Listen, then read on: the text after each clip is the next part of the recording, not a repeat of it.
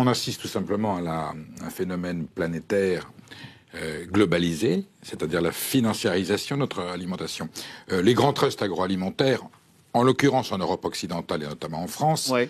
sous la contrainte de la grande distribution. Je veux dédouaner l'industrie agroalimentaire chez laquelle il n'y a pas que des saints, mais si des gens comme Michel-Édouard Leclerc et toutes les grandes enseignes disaient pas « nous sommes les Robins des Bois du consommateur, nous allons faire baisser les prix », faire baisser les prix, c'est tuer. Je suis formel. Faire baisser les prix, c'est effondrer la qualité, c'est-à-dire introduire de la malbouffe scientifique dans l'alimentation et dire aux pauvres, on va vous faire payer moins cher, mais vous aurez à chaque... Vous savez, sur le paquet de cigarettes, on met « fumez-tu » avec des photos terribles.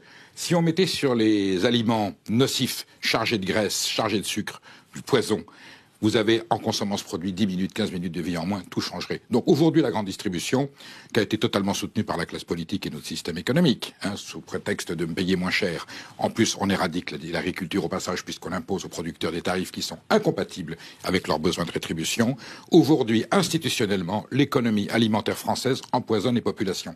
Donc, contrairement à autrefois, les pauvres sont gros, et ce sont les maigres, et ce sont les riches qui sont maigres. Aujourd'hui, on empoisonne les classes défavorisées avec des produits bas de gamme, imposés à des producteurs qui sont obligés de faire de la merde. Voilà. Et tout ça dans l'impunité totale. Alors, il y a des états généraux de l'alimentation, il y a des commissions ministérielles, il y a des enquêtes. On a réussi à extraire, à un moment donné, les parlementaires se sont battus pour qu'on extrait des écoles les distributeurs de boissons sucrées.